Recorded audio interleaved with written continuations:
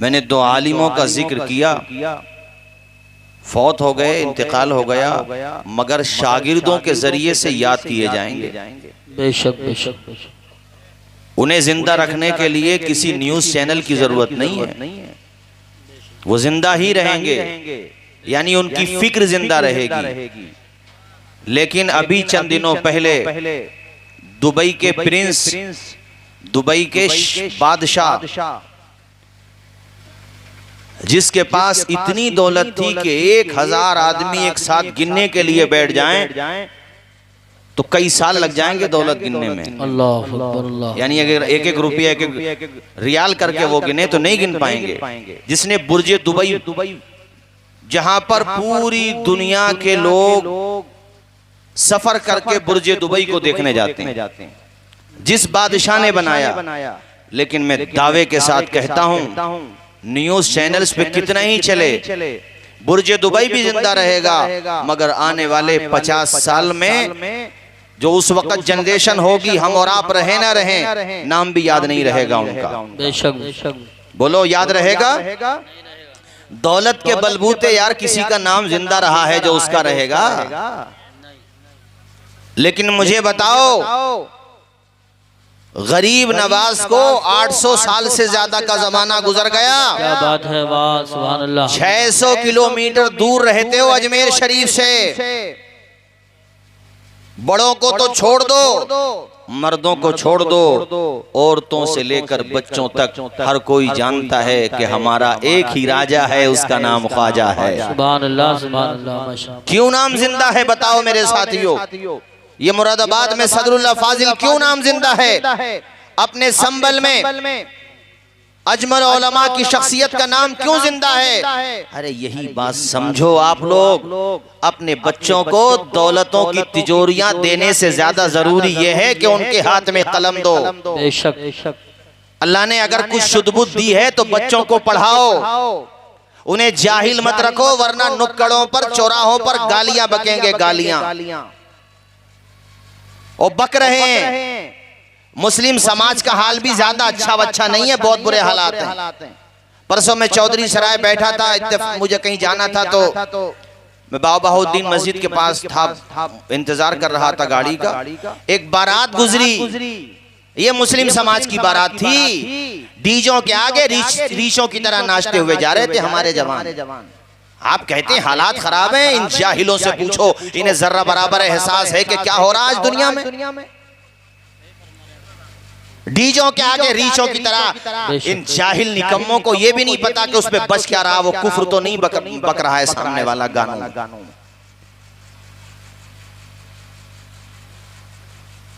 आशियाना अपना कमजोर होता है तब दूसरा पत्थर मारता है, ये बात याद रखिएगा। वरना 313 भी बहुत होते हैं मैदान जीतने को। बेशक, क्या कहने हैं, वाह वाह सुभान। तादाद से कुछ नहीं होता है, सुन्नतों पर अमल करने से सब कुछ होता है। एक कल मैंने बारात देखी, कल मैं बरेली शरीफ जा रहा था तो चंदोसी चुंगी से बरेली शरीफ की बस पकड़ना थी। हमारे इलाके की बारात, जिसका हम मिसाल देते हैं, मैं गांव का नाम ले दूं तो तकलीफ हो जाएगी लोगों को।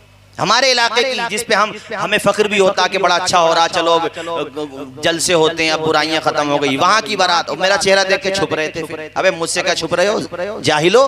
तुम पे जरा से पैसे आ जाएं तो पजामे से बाहर हो जाते हो तुम लोग। हंसिए मत, ये हंसने की बात नहीं है, मेरा दिल दुखा पड़ा। हंसने की बात है, आप हंस रहे हैं, मैं हंसाने के लिए बैठा हूं यहाँ पर। अफसोस की मैंने बहुत तकरीरें की अल्हम्दुलिल्लाह, और मुझे कोई अरे यार हद हो गई, इंतहा हो गई। किसी के जरा सारे आलू अच्छे हो जाएं, कारोबार अच्छा हो जाए तो सबसे पहले तमाशा दिखाएगा, गरीबों को तमाशा दिखाएगा। अरे जाहिल समाज के लोगों, कयामत के दिन अल्लाह के सामने जवाब नहीं दे पाओगे। अल्लाह ने दौलत दी थी तो इसको उड़ाने के लिए नहीं दी थी, अल्लाह ने दौलत दी थी तो इस दौलत का जायज इस्तेमाल भी किया जा सकता था। मुसलमानों की शादियों की बात कर रहा हूँ, मुसलमानों की शादियों की बात। और बेचारे इमाम साहब अगर किसी बारात में बाजा आया है उसके निकाह ना पढ़ाएं तो ऐसे गुस्सा दिखाएगा, ऐसे गुस्सा दिखाएंगे। अबे इमाम को क्या गुस्सा दिखा रहा भाई? इमाम चल ठीक है, इमाम को भगा देगा, तू मर के कब्र में ना जाएगा तू। बाइकाट होना चाहिए ऐसे लोगों का जो आज के माहौल में भी डीजों के आगे रीछों की तरह नाचते हुए उल्टे सीधे काम करते हुए बारातें लेकर के आते हैं। हाँ, मैं तायद करता हूँ, कोई हजारों गाली दे, हमारी सेहत पे बिल्कुल भी असर नहीं पड़ता है। किसी के सपोर्ट के सहारे पे नहीं चले, हम न चल रहे हैं, ये सिर्फ मेरे खुदा की मदद है और उसका करम है, इसलिए हमें किसी दुनियादार से मतलब भी नहीं है। और याद रखो, ऐसी शादियों में बारातें लाने वालों का भाई बाइकाट हो जो इतने बुरे हालात में भी गाने बाजों के साथ बारातें चला रहे, जिनके घरों पे डीजे बजाए जा रहे हैं, नौजवान नाच रहे। कितने लोग ऐसे हैं जिनके घरों पे 2 वक्त का खाना नहीं बनता। अरे जालिमो, इस पैसे को उनके घरों तक पहुंचा दो, कम से कम कुछ तो दुआ मिल जाएगी तुम्हें, कुछ तो उनके दर्द की आहें तुम्हें मिलेंगी, और यानी उनकी ahoं के साथ जो दुआ होगी वो तुम्हारे हक में अल्लाह अपने करम से कबूल फरमा। बेशक। नारे तकबीर, नारे रिसालत, नारे गौसियत, मसलके आला हजरत, उलमाए अहले सुन्नत। वो मर्सिडीज गाड़ी में जो पहले ऊपर का हिस्सा उठा लिया करते थे गाड़ी में, वो और गाड़ियों में भी चला। कल मैंने देखा वो दूल्हा मियां को निकाल के जा रहे थे। अबे उसे ताजिया समझ रहे हो, उसे निकाल के दिखाते हुए जा रहे हो, ऐसे निकालते हुए, यानी ऊपर खड़ा था वो दूल्हा, वो लेकर के जा रहे थे बारात। अच्छा, कुरान शरीफ ने भी जो कहा सच कहा। सुभान अल्लाह। इंसान, अल्लाह कहता है इंसान बड़ा नाशुक्र है, बड़ा नाशुक्र ना हो तो देखो ऐसे लगेगा कितना सच्चा मुसलमान है, और जैसे चंद पैसे आ जाएं फिर तो साहब आप और सारा पैसा हमारा समाज शादियों में उठा रहा। जी सही बात। जो बच गया वो झगड़े में उठा रहा। आज फिर हो गई एक जगह लड़ाई, अभी वही लिख रहा था मैं, इतने आपने ऐलान कर दिया, पूरी पोस्ट लिख भी नहीं पाया, मैं लिखूंगा उसे। आज फिर लड़ाई हो गई एक जगह हमारे देहात में। बताइए, प्रशासन भी सोचता होगा कि ये कैसे समाज के लोग हैं। अबे तुम्हारा तो शिकंजा कसने को और ही बहुत है। सही बात, सही बात, बहुत अच्छी बात। और लड़ाइयां भी ऐसी नहीं है कि थोड़ी बहुत हो गई निबट गई, नहीं, लड़ाइयां भी भयंकर होती हैं। और मौलाना लोग समझा ही नहीं, क्या जरूरत पड़ी है समझाने की? अबे मर जाओ, जरूरत ना पड़ी तो जाओ, थोड़ी देर की बर्दाश्त नहीं कर सकते हो क्या? हुजूर का फरमान नहीं बताए हम? हमारे आका कहते हैं बहादुर वो नहीं है जो दूसरे से बदला ले, आका कहते हैं बहादुर तो वो है जो गुस्से का घूंट पी ले। समझ में नहीं आता है। वो कोई पढ़ा लिखा बेचारा आ जाए समझाने लगे तो सबसे ज्यादा तनकीद उसी पे होगी। उस पे तो ये भी नजर रखी जाएगी कि कपड़े कैसे पहन रहा है, कलब के लगा रहा है, इस पे पैसा कहां से आ रहा है, इसने गाड़ी कहां से खरीद ली, उसने झगड़ा करके या किसी की जमीन दबा करके पैसा नहीं कमाया है। अरे उसने पढ़ा है लिखा है, उसके बदले में अगर कोई उसकी हिम्मत अफजाई करता है तो तुम्हें तकलीफ क्यों होती? बेशक बेशक, सही बात, सही बात। क्या कहने हैं? किसने अगर अपने बेटे को डॉक्टर बनाया तो उसका अब जो डॉक्टर बनाया उस पढ़ करके आया अपनी तालीम की बुनियाद पे, अगर अल्लाह उसे नवाज रहा तो तुम्हें तकलीफ क्यों है भाई? किसी ने अपने बेटे को इंजीनियर बनाया, किसी ने अपने बेटे को आलिम बनाया, और आलिम भी बनाए तो वो भी 12 साल 15 साल पढ़ा है मदरसे में। अगर वो फाइनेंशियली स्ट्रांग हो रहा तो किसी को तकलीफ क्यों होती है?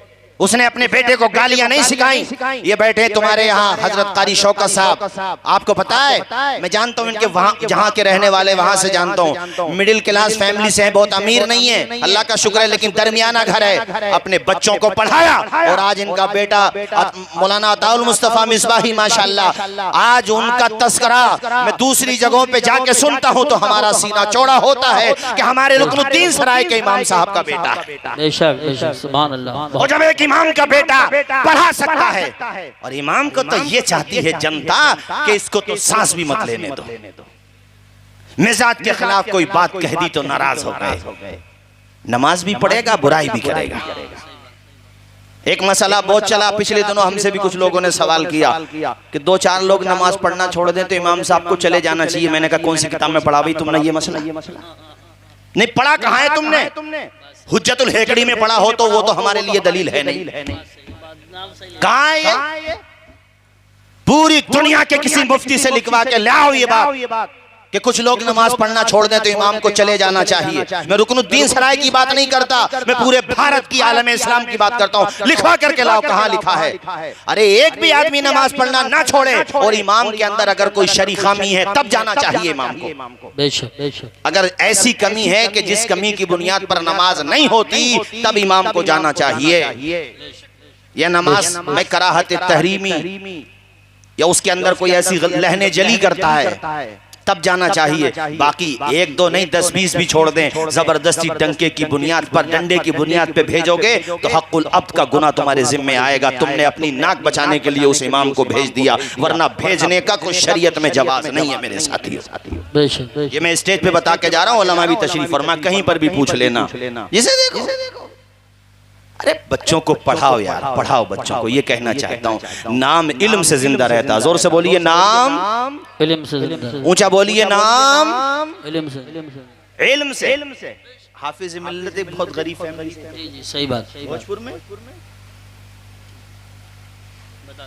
बहुत, लेकिन देखो आलिम बने, और आज देखो सिर्फ भारत नहीं जानता हाफिज मिल्लत को, जहां जहां भी अहले सुन्नत के हलके मौजूद हैं वहां वहां हाफिज मिल्लत के परवरदा मौजूद हैं, बिलवास्ता या बिला वास्ता। अजमलुल उलूम हुजूर अजमल उलमा को जहां जहां भी अहले इल्म पाए जाते हैं, जाने जाते हैं, तो दौलतों पे मत इतराओ साहब, ये दौलत तो तुम्हारी मरने के बाद खत्म। मैंने दुबई के प्रिंस का नाम बताया तुम्हें, दुबई के बादशाह का नाम बताया, वो बादशाह जो अरबों खरबों मिलियन की बात कर रहा हूं मैं, जिसकी दौलत का कोई अंदाजा नहीं, जिसने बुर्जे दुबई बनाया, न जाने कितनी बड़ी बड़ी इमारतें बनाई, लोग उसकी तारीफ भी कर रहे थे। ठीक है, फौत हो गया, हम कुछ नहीं कहते, मगर मैं कहता हूं कि काश बुर्जे दुबई का जितना पैसा उसने इन्वेस्ट किया बड़ी बड़ी इमारतों बनाने में, अगर कोई यूनिवर्सिटी बना करके चला जाता, अगर कोई तालीमी इदारा बना करके चला जाता, तो उसे याद रखा जाता, जिंदा रखा जाता। बेशक बेशक, सुभान अल्लाह। क्या कहने हैं? आजम खान साहब से इख्तलाफ हो सकता है, मतभेद भी हो सकते हैं, मगर उन्होंने जो तालीमी इदारा बनाया ये मामूली काम नहीं था। बेशक। उत्तर प्रदेश के मेरे भाइयों, मजलूम समाज के मजलूम दोस्तों, एक इंटर कॉलेज बनाओ तो आसान नहीं होता। इतना बड़ा इदारा बनाना, इतना बड़ा इंस्टीट्यूट बनाना, मैं कहना यह चाहता हूं कि उनकी पॉलिटिकल जर्नी अगर खत्म भी हो जाए तो कारी साहब इतिहास का तो वो बंदा पार्ट बन ही जाएगा। हमें कोई हमदर्दी या मुखालफत नहीं है, मगर हमारी आदत यह है कि जो बंदा मजलूमों के लिए, कमजोरों के लिए, वंचितों के लिए, कमजोर तबके के लोगों के लिए अगर कोई ऐसा काम करता है जिससे उसका फायदा होता है, तो हमारा अखलाकी फर्ज बनता है कि हम उसके लिए आवाज उठाएं, उसके लिए कम से कम बोलें। इसीलिए मैं कहना चाहता हूं, ऐसे ही राम मनोहर लोहिया हॉस्पिटल देखो दिल्ली में, लोगों ये चीजें जिंदा रखने वाली होती हैं। मैं आपसे कहना यह चाहता हूं कि अगर तुम्हारे पास पैसा हो जाए तो इस पैसों को झगड़ों में कभी बर्बाद मत करना, बल्कि ये पैसा उठाना तो समाज की बेहतरी के लिए और बच्चों की तालीम के लिए उठाना। बेशक, सुभान अल्लाह, बहुत अच्छा पैगाम, बहुत अच्छा पैगाम। अब अल्लामा हाशिम साहब से बात चली, कितने शागिर्द थे कारी साहब? अपने यहाँ पे तकरीर करने आते थे कारी साहब, तो खैर माशाल्लाह बहुत साथ रहे, कुछ प्रोग्राम में हम भी रहे, सीधा साधा और देखो पूरा भारत उन्हें याद कर रहा है। इल्म के कारून का खजाना है दौलत तो, हाँ दौलत दे अल्लाह ताला, तो ये दुआ जरूर मांगो, मौला उस्मान गनी की सखावत की खैरात अता कर दे। आमीन। जरा ऊंचा बोलो, जरा ऊंचा बोलो। हुजूर ने एक मौके पे गज़वे तबूक के लिए जब चंदा हो रहा था, तो पता है एक दो ऊंट थोड़ी, सैकड़ों ऊंट। अरे उस जमाने में भाइयों ऊंट का मतलब होता था आज की शिफ्ट गाड़ी है, कितना सब कुछ। उसके बाद भी कहा हुजूर अगर मेरी जान की भी जरूरत पड़ेगी दीन के लिए वो भी कुर्बान कर दूंगा। सुभान अल्लाह। इन नौजवानों को, इनकी कमेटी का नाम मैंने 4-5 साल पहले कारी शौकत साहब, शायद मेरे ख्याल से हुसैनी कमेटी रखा था शायद ऐसे ही, तो मैं कहता हूँ कादरी हुसैनी कर लो। कारी साहब ने माशाल्लाह जिक्र किया तो मुझे याद आया कादरी हुसैनी कमेटी। हमारे आरिफ भाई हों, जिलानी हों, या हमारे हसनैन भाई हों, ये जितने भी भाई हों, छोटे हों बड़े हों, और आप भी तो सब हमारे भाई ही हो जो यहाँ पर आए हो। सलाम करता हूँ आप सब लोगों को। आपने अगर अपना पैसा लगाया तो किसी और का नाम ऊंचा करने के लिए नहीं, बल्कि हुजूर की निस्बत से हम गुलामों का नाम ऊंचा करने के लिए। क्या कहने बाबा? दो जहां में काम आए जो ऐसा कोई काम कीजिए। दो जहां में काम आए जो ऐसा कोई काम कीजिए। दो जहां में काम आए जो ऐसा कोई काम कीजिए। जिंदगी का एक एक पल मुस्तफा के नाम कीजिए। जिंदगी का एक एक पल बोलो मुस्तफा के, सारे लोग बोलिए नाम कीजिए मुस्तफा के। जिंदगी का एक एक पल मुस्तफा के नाम कीजिए। तो जहां में काम आए जो ऐसा कोई काम कीजिए। जिंदगी का एक एक पल मुस्तफा के नाम कीजिए।